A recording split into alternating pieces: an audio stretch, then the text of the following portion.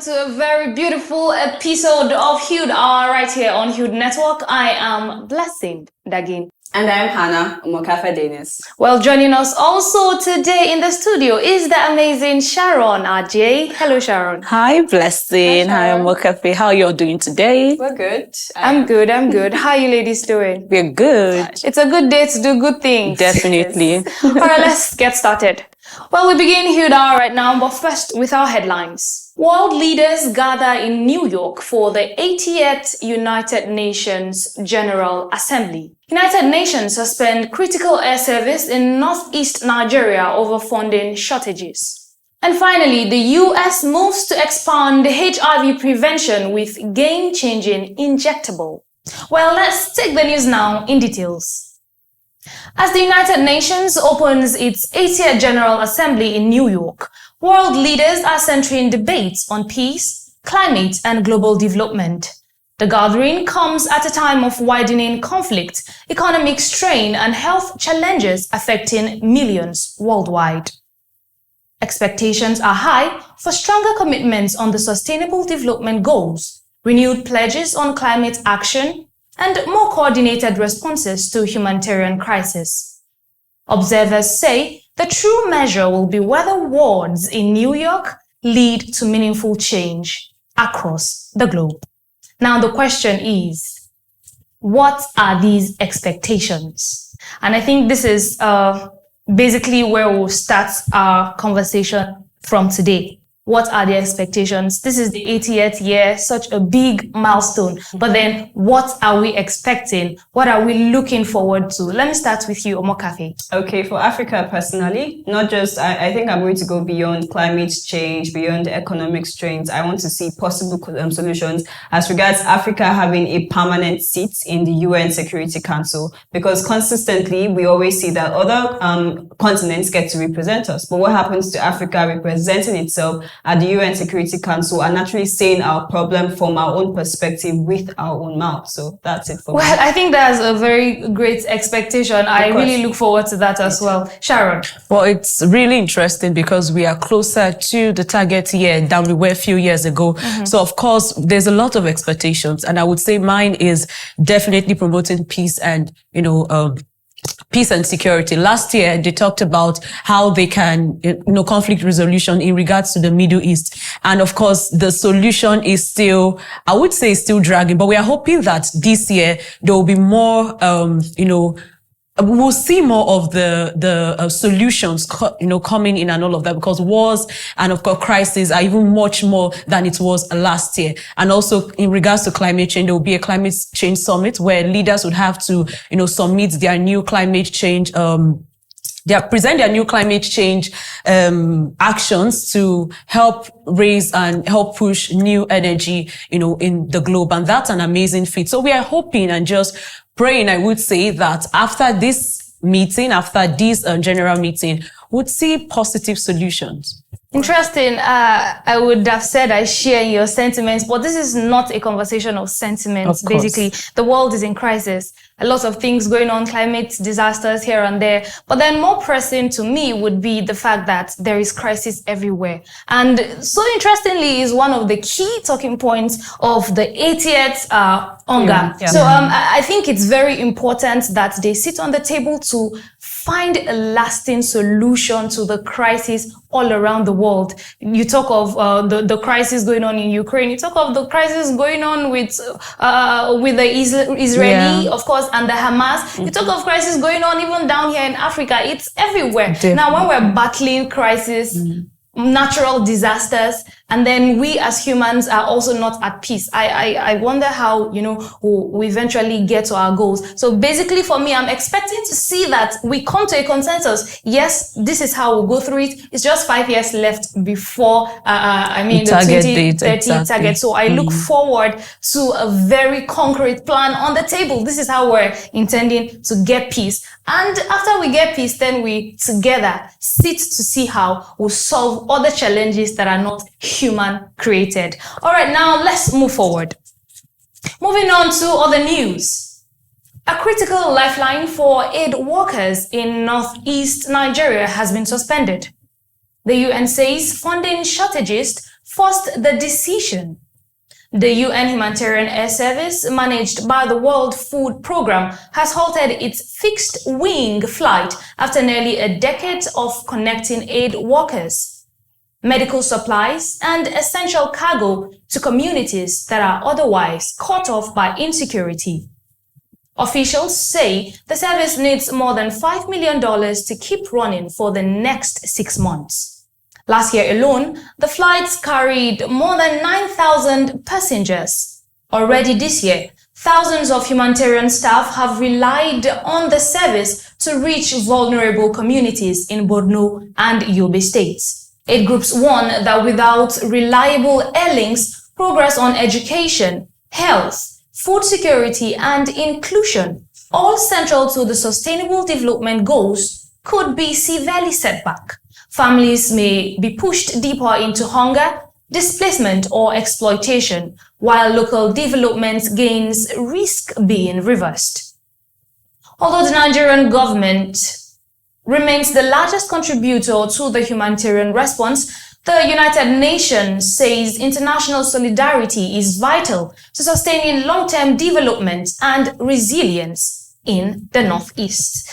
Well, we're just talking about the 80th UNGA, and this piece I made reference to seems to be one of the major issues going on around. Now I'm talking about the issue of the UN cutting flights. Funding, and everything. You know, cutting flights, taking supplies to Yobe and Borno states.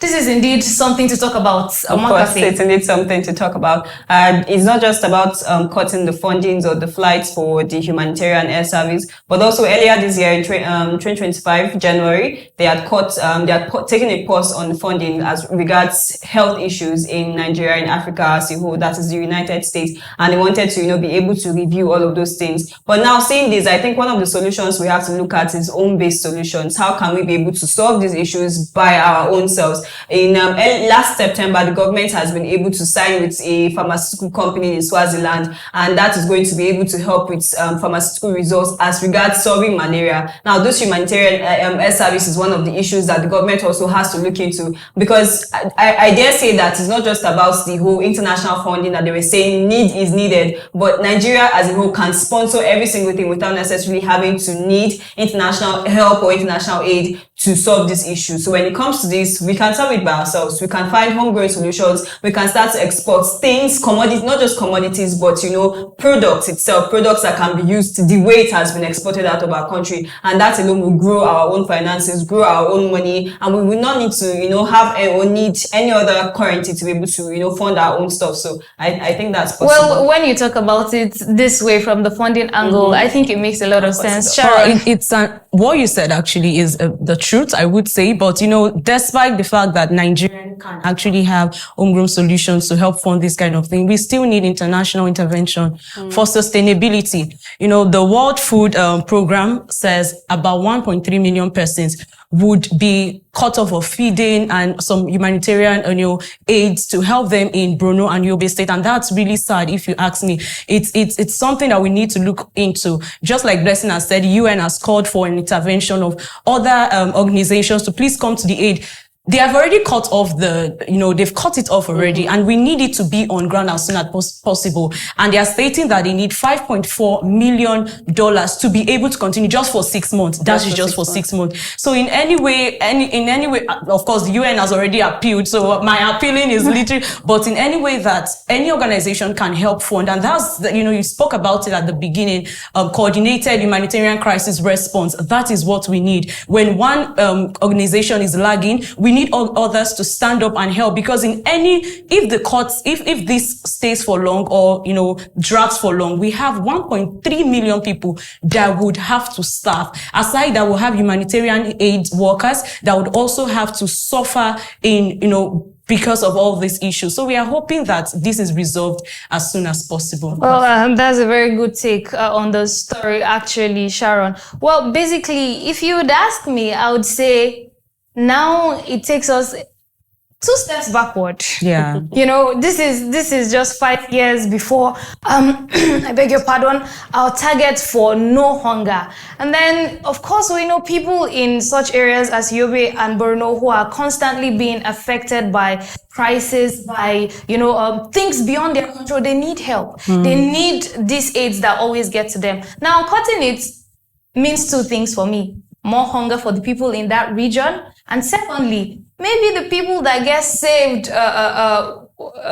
talking about their health now, they would end up dying, or they would just end up contacting more and more diseases that would affect generally everybody there. But then what are the solutions? What can we do? Basically, if you ask me, I have lots of questions for this, but then I'm wondering, things like this have happened in some places. For example, I think it happened in Nepal. Basically, Nepal, because of the region, it's difficult for flight and all to access that place, especially when they're having their natural disasters take a play or take a toll on them. So they have found a way to, ensure that they collaborate with their local airlines to see that, these people are always up to speed when aid is needed.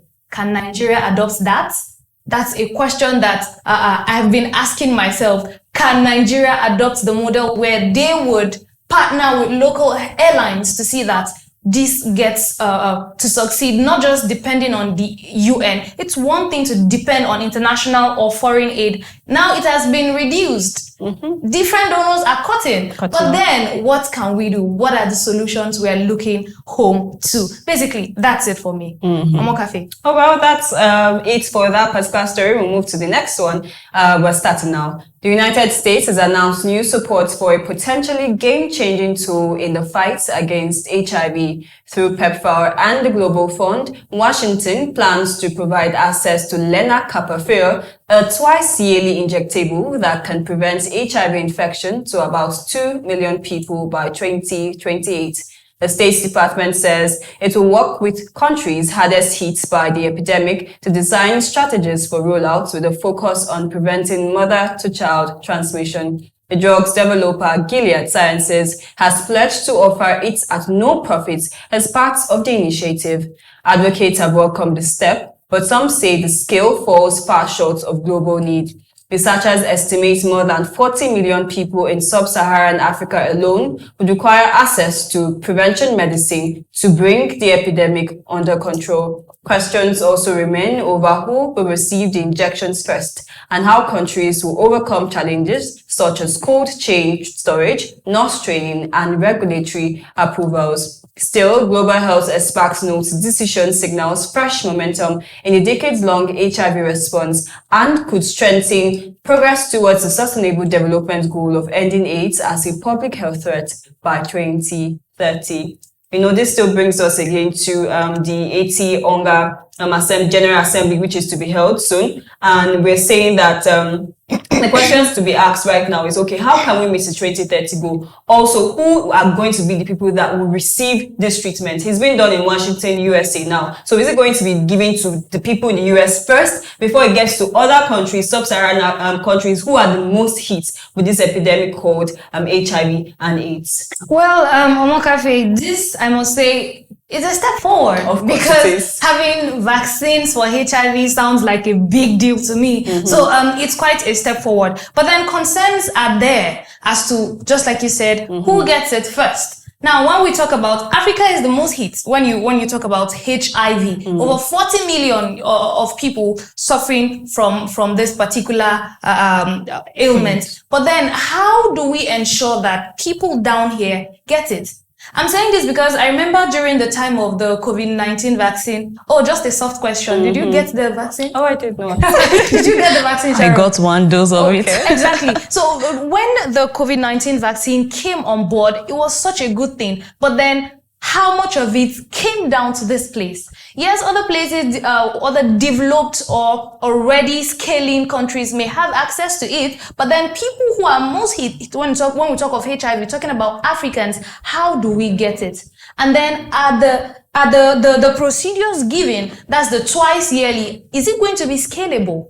especially for this side of the world where lots of people, like I mentioned earlier, over 40 million are being hit by HIV. So basically, for me, these are the questions on my mind. Of course. Well, that's an amazing feedback, I would say. Who's going to get the vaccine first? Now, the good thing is, Kenya is actually working with, closely with the global institution in order to get this vaccine. Now there is a problem. There is one thing to say, oh, my country has been hit by so and I need to get this vaccine. Now in the Western world, they have everything needed, the cold chain infrastructure. They have, nurses that are trained and everything that is needed. They have it put together. Now Kenya, they are ready. They've even pushed to getting the drug. But the problem is they said they're not going to launch. They're going to get the drug in 2026, but they are not going to launch. Why? Because no cold chain infrastructure, no trained nurses, regulatory, they don't have everything put in place, and that is now going to be a problem. So before they can actually launch, they have to work towards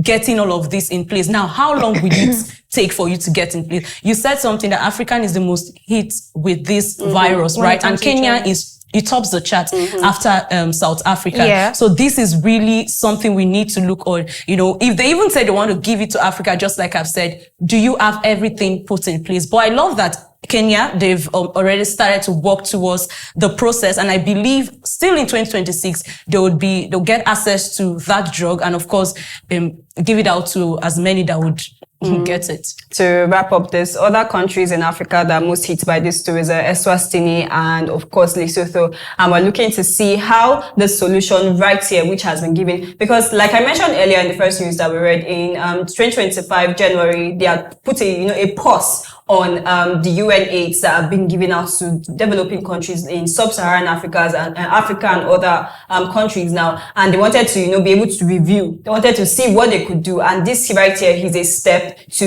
that pause, that 90-day pause. That this is what we can do as regards helping other countries as regards HIV and AIDS, and we are hoping that this will come to our country, Nigeria, too. Well, now we'll take a very short break. When we return, we'll be joined by Msen Nabo. She is a seasoned development communication specialist and currently a digital media associate at Connected Development. Please stay with us.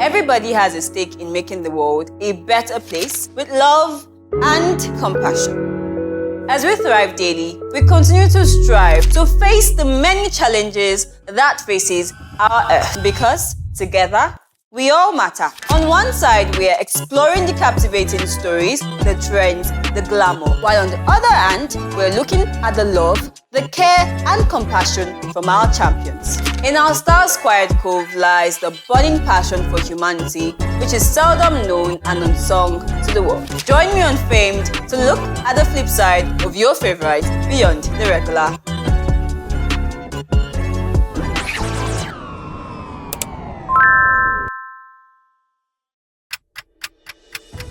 For 2 seasons, Timeline has taken you on a journey of exploring real-life issues and solutions. Well, we are on to season 3 of Timeline, a space where we talk about real issues shaping our world. Here, we sit down with voices that matter, with people who are driving change and making impact.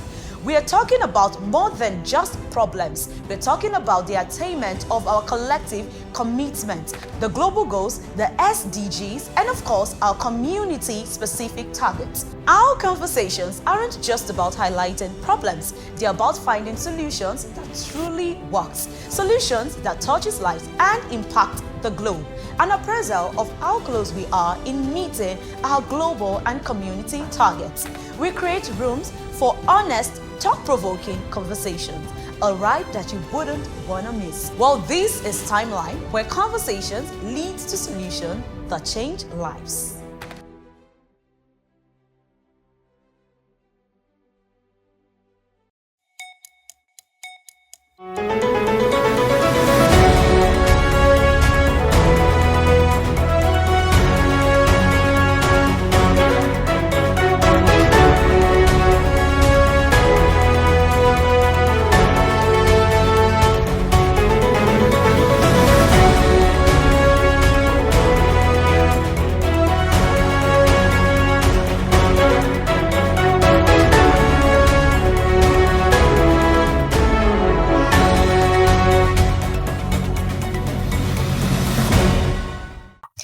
Well, glad to know you're still here with us on Hude Hour. Well, seated with us right here in the studio now is Msen Nabo. Like I said earlier, a development communication specialist. It is a big pleasure to have you join us, Msen. Thank you for inviting me, Blessing. Hello, Isam. Hello. Good to join you guys today. All right, so let's get straight to the issue of the day. Let's start from the very beginning. As we speak, the UNGA 80th anniversary or the UN General Assembly is going on. So, from your perspective, what should we expect apart from just talks? You know, what should the world expect? Okay, so when you say what should the world expect, that's a very broad context for me, right? So I would like to narrow it down to what should Nigeria expect. Okay. Yeah, because we hear a lot of the summits, big commitment, but what does it mean for the average farmer in Zamfara State, for instance? What does it mean for the average Nigerian in Benue State and different communities across? They don't know what UNGA is, right? So as far as they know, nothing is happening. Yeah. So what I expect from UNGA is the focuses, sustainable development goals and climate change and then food crisis. How does climate change tie to food crisis in Nigeria? And what can we do to stop the looming hunger crisis that is coming, right? We have a lot of climate-driven migration going on right now because herders are moving from places where there's no water, there's no grass, to more agrarian communities where they can find greener pastures. But we've seen how this has resulted into a lot of conflict where people are being killed, lives are lost, farmlands are abandoned, right? Then when you go to places where this is not the case, we have banditry, insecurity. So what can we do? We need policies that, guide how this migration should happen. We need grazing policies. We're not saying you can't move from one community to another, but how do we do that with absolute respect to the host communities, such that instead of even having clashes, we have a situation where these herders come and then the farmers give them their post-harvest byproduct, for instance, to give to their cows, right?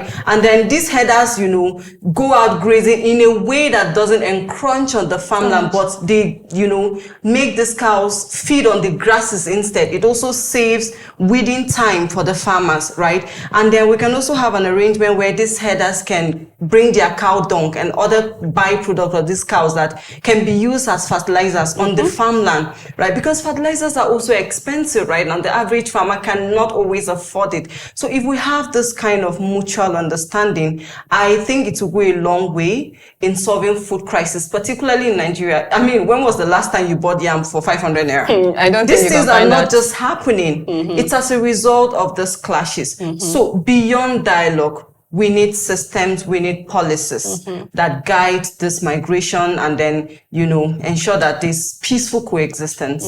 Well, thank you so much. When you say that, it makes a lot of sense. At least it's not just, there will be conversations, basically, but then what we are expecting here. Thank you for lending a voice to that. Thank you. So I'd like to ask, how important is it that the commitments that will be made now at the 80th UNGA, how important is it to us as a country, meeting the SDG targets for 2030, by the way? Oh, it's very important, right? We have 5 years to hit the 2030 goal for sustainable development goals. But how far has how far has Nigeria as a country come, right? We're talking about education. We're still battling out of school children, right? We're still battling gender inequality. We're having increase in femicide. So, but beyond highlighting these problems, I need to see more states replicate what Lagos State is doing with their domestic and gender violence unit, right? You're almost, it's the way they carry out their operations. It's restoring faith in the system. It's not just about punishing culprit. Of course, it's about punishing culprit, but restoring faith. The average Nigerian doesn't have faith in the system. If there's a problem, they'll rather call a very dark man, for instance. They'll rather call popular influencers online to, lend their voice to these issues. But if we have more states replicate what the Lagos state government is doing, for instance, with the domestic and gender-based violence unit, where you report a case and they follow it through, they take it to court, follow through like that, then we'll see significant progress in achieving gender equality. Then the issue of education, we have a lot of organizations that are doing a lot of advocacies. I know the organization I work with, we're funded by Malala Fund to implement the Girl Child Education Project in Bauchi State. But beyond just implementing projects, here's what we're doing. We do baseline assessment research because we believe nothing without the community input, right? And they tell us what the problem is, what the solution is, and the gaps they need us to fill in. One of the things we realize is lack of paths is one of the issues that is affecting enrollment of girls in school. And if you go to northern Nigeria, 1 year is enough for a girl to be married off. If you miss 1 year of school, it's finished. The next thing, you're married off, you're a teen mom, and this vicious cycle of poverty continues. So what are we doing now? We've brought reusable pads, eco-friendly reusable pads that we distribute to these young girls in schools. Every pack contains three packs of reusable pads so that it allows time for washing and drying. You don't have to wear it when it's still damp or cold, So we need organizations to co-create solutions with communities. Don't come and be a messiah. No.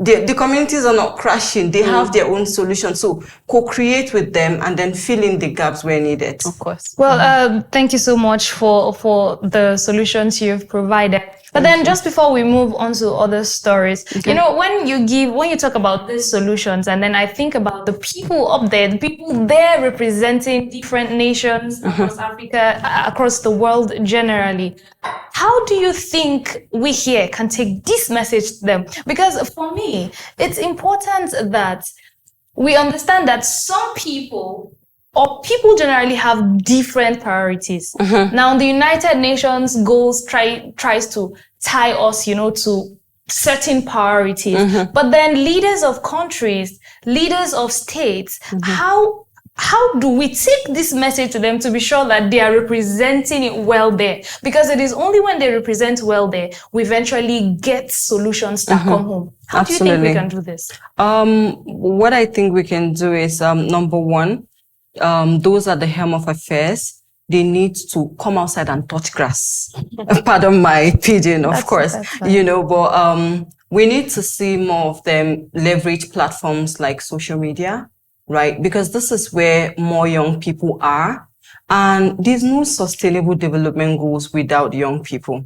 That's the truth. And for a country like Nigeria, where it's predominantly young people, they say 60% of our population is young people. So what can leaders do to make sure they're representing the people well? You have to be in touch with these people. Listen to the conversation. What's the problem, right? Leaders can't be everywhere. I know when Connected Development signed an MOU with Honorable Bello, right? Something he said was, I can't issue or commission a project, release money for the project, and then you still expect me to be the person going around looking at all these things. There are so many things these people are also doing, right? So if they're in touch with their people, they're able to go to the community and say, oh, I've commissioned this project for the community. Now it's left to you to look at it and ensure that the contractor doesn't leave site. This project is completed with standard materials, not substandard materials. So if they do things like that, we'll see significant conversation that happen that also ties to the need of the people. A community cannot be needing borehole and you're going to bring street light, right? It has to be tailored to the problems of the people. And if they're able to do that, they'll be able to represent us well at, higher levels, right? And then we have CSOs. We don't just interact with these communities. We take this feedback and, engage in high dialogue meetings where we invite governors, ministers, serving commissioners. And so far, a lot of them honor it most of the time. They honor this invitation. So we're able to, work with it. And that's one thing I also need CSOs to understand. We're not antagonizing the government. We're partners in development. Yeah. So we need to, meet somewhere in the middle. for this things to Well, happen. thank you so much for that. Let's move now to other news. We just heard that the UN has suspended or grounded flights taking aids to places like Borno and Adamawa. So really, how do you think this affects the communities, local communities? What do you think is the significance of this big move on those local communities? It's the impact are grievous. You know, when we hear things like this, to most people, it's just another news. But to these communities, it means more children dying of malnutrition, right? Because this helicopter service ensures safety for aid workers. You know, at least it provides a significant level of safety that they are not at risk of kidnapping and all of those sorts. So now with this being cut off, what does it mean? It means more children would die of malnourishment, right? So what the government needs to do now, and philanthropists, you know, there was a conversation some time back and I was like, why can't the government give tax incentive, tax credits to billionaires in Nigeria? If you're funding, a community or a civic or any social issue, if you're funding it, the fund you send in, you get a tax credit where you can, you know, submit to the tax authorities and it counts towards your tax. You know, if we do things like that, we won't be having this funding gap. This funding gap has revealed that we cannot continue to rely on foreign aid, right? So we need the government to bring policies that encourage our billionaires to look at the social issues in Nigeria beyond, you know, doing fancy business schools and all of those. Communities need them. So give them tax incentive, give them tax credit for every project they fund. I know people say, oh, but there can be corruption in that. Somebody will maybe donate 500,000 and say, write 5 million. There should be policies that check that too, you know. And then, we also saw reports of ready-to-use therapeutic food items that are being sold in the market. These are foods that were delivered to aid children that are suffering from malnourishment. So what we can also do is talk to community leaders, talk to religious leaders within these communities, enlighten them that if you see this product being sold in the market, flag it, don't buy it. It's free. Tell them, if there's no buyer, they won't. I know the conditions are there and people's hands are forced to buy this thing, but flag it, report it. They should be these things are not for sale. And you have people who don't need it using it. Then the malnourished kid who needs it is being deprived of it. He doesn't get enough. So you need to enlighten people that, okay, this thing is meant for this child because it's malnourished. If you're not malnourished and you're taking it, it's health risks, health hazard for you. Right? Because you don't know the component. That's another solution. Then the third solution I'll recommend is homegrown initiatives like that. These things are brought from outside the country, but we have dietitians in Nigeria. We have professors of medicine. We have professors in different fields that can look at the component and say, okay, what can we mix to get something close to, even if not exactly that content, right? Can we mix millet? Can we mix guinea corn? Can we mix maize together? You know, make a Tom Brown that provides those the same nutritional thing. So we have to look at these things and bring our own talent to, you know, proper solutions to these things. Very well said, Msen. Thank you so much. I like the fact that you said we need to have homegrown solutions and that we have our own professors of medicine, dietitians right here. So that's good. Now, the UN said that solidarity, international solidarity especially, is very vital when it comes to, you know, solving solutions like the malnutrition that we had mentioned earlier. So I would like you to describe what this solidarity means as regards humanitarian needs, and also how important is it and how can it, you know, build long-term resilience in our communities?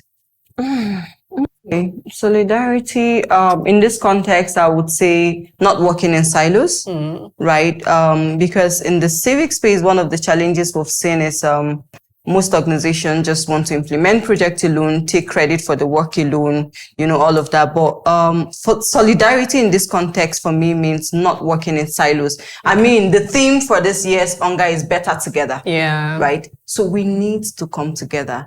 You know, the new competition is collaboration. So they say, right? You know, if I can achieve 1, 2, maybe if I partner with you, I can achieve 1, 2, 3, 4, 5. You know, I bring the resources, you bring the technical know-how. The reusable part I mentioned, Code is not producing those parts directly. It was a partnership. with a fashion house, right? You know, it was a partnership with a fashion house. You know, we have the community reach.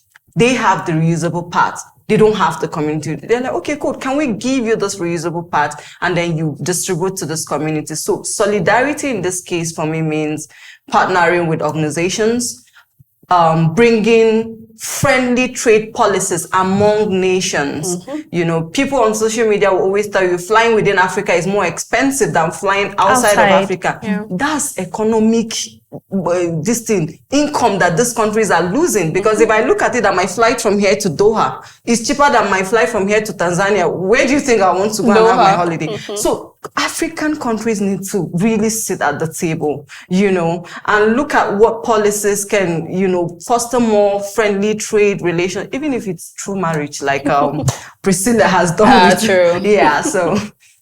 All right, thank you so much. So we're rounding up already. So looking at our stories from definitely the UN grounding these flights that we just spoke about, then talking about the fact that this is a period for the UNGA 80, and then our last story was talking about the HIV vaccines and all. Looking at everything encompassing, right? Where do you think the world is today when it comes to global cooperation? Wow, okay. You know, a lot is going on within the States. A lot. Where do you think the world is? What would you rate it from your perspective? Do you think we're moving forward? Do you think we're making progress? I think we are at the point where we evolve or die, generally world over.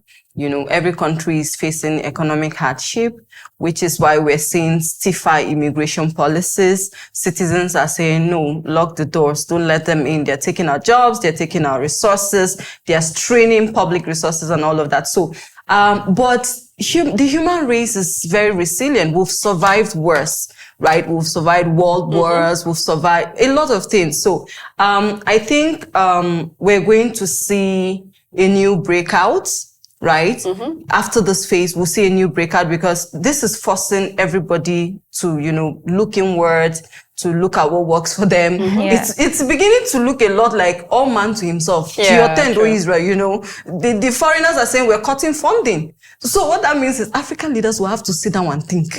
You know, if they are locking their doors to immigration, it means you have to stay and make Nigeria work. Right? So, I think we're looking at a time where of course, there will be a new emergence, new economic times, new, I don't know, policy. But at this point, it feels like there's a lot going on, economic hardship, wars between countries and all of that. But, well, we're hearing a lot of ceasefires, a lot of stop doing this. So as people continue to lend their voice to this conversation, I believe we'll experience that peaceful world again.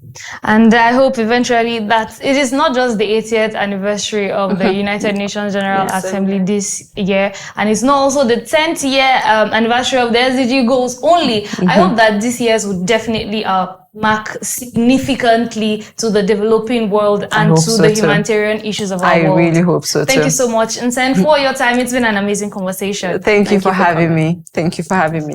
All right, now we go on a very short break. When we come back, we'll turn to Sharon. She'll give us details of what women are up to in the global space. Please stay with us.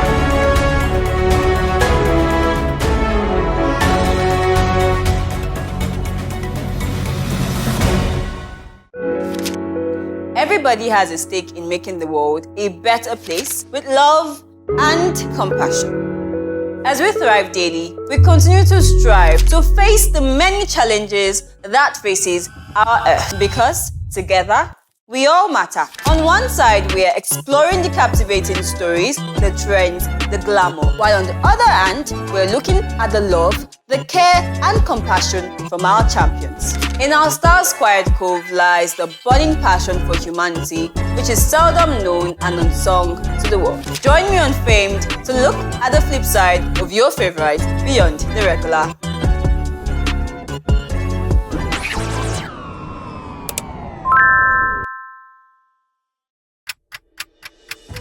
For 2 seasons, Timeline has taken you on a journey of exploring real-life issues and solutions. Well, we are on to season 3 of Timeline, a space where we talk about real issues shaping our world. Here, we sit down with voices that matter, with people who are driving change and making impact. We are talking about more than just problems. We're talking about the attainment of our collective commitment, the global goals, the SDGs, and of course, our community-specific targets. Our conversations aren't just about highlighting problems. They're about finding solutions that truly works, solutions that touches lives and impact the globe.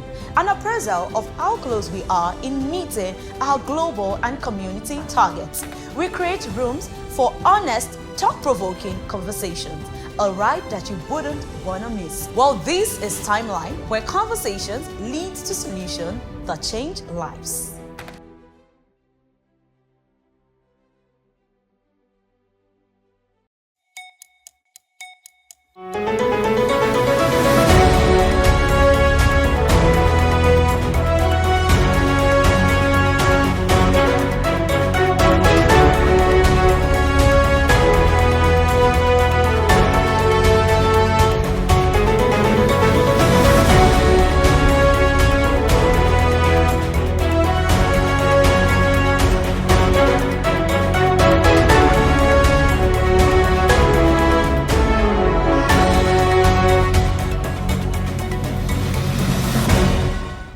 Welcome back to Hude. Well, now we'll turn to Sharon to give us details of what women are doing within the global space. Sharon? Well, thank you, Blessing. Now let's turn to powerful women and, of course, what they are saying around the world. Let's start off from home, where we have FN Okeke. Now, in a stellar tribute to Nigerians' excellence, Professor Mrs. FN Okeke has received a rare lifetime global honor in asteroid 149831. Okeke has been officially named after her by the International Astronomical Union, IAU, in August 2025. Now, Professor Okeke, renowned for her groundbreaking research on the ionosphere and its impact on climate and space weather, has reshaped global understanding of atmospheric physics. Her work has positioned her as a leading voice in space science, bridging the gap between Earth's atmosphere and the mysteries of the cosmos. Now, beyond academic brilliance, she's also celebrated as the beloved wife of Professor P.N. Okeke, a distinguished figure in Nigerian science. Now, this is indeed, I would say, a proudful moment for women, and it shows that women can actually attain and achieve heights with no limitation whatsoever. This is really a beautiful thing, I would say. Blessing, what do you have to say about this? Well, like you already said, we're highlighting great women, and this is a great woman. When you look at this particular story, when I hear such stories, I'm extremely overjoyed, being that these are the kind of things we want to hear. There was once a time where women were sidelined, where women could not go to school, but the story is different now, and we're totally grateful for that. And well, I just want to link it to the fact that the UNGA 80th is going on this period of time. I hope that more women get the recognition they deserve at that stage. Of course, we know that there is the United Nations, the particular given to the women. So I hope that more women get spotlighted, more women keep doing the good work. Kudos to her. Of course. And there are also other powerful women apart from this particular woman right here who you have spotlighted, and ensuring that young girls see people who they can look up to. Because there was once a time where young girls could not see, I want to become a medical doctor, but I'm not seeing a particular woman who is a medical doctor. But right now, a woman can, have something named after her. So even if I want to be that, I can look up to this particular woman and see that, okay, here is somebody I can look up to. So thank you, Sharon, for bringing that amazing story to us. Yeah. Of course, just a reminder to state that leadership is possible by women. Well, that's all we have for you for what women are saying in the news. Well, special thanks to Sharon for this very wonderful spotlighting of this great woman. Now we take a very short break. When we come back, we'll turn to Omokafe Dennis, who is seated right beside me, to give us details of what youths are doing within the development space.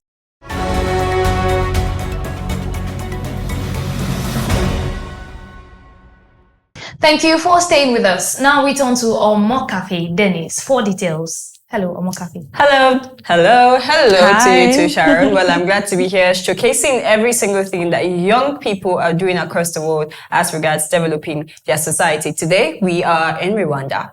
Jean-Claude Niyomugabo from Rwanda is founder and CEO of Agritite. His project has been selected for APGYD, which refers to the All China Youth Development Forum, which is an international initiative hosted by the All China Youth Federation, ACYF, to promote global youth development.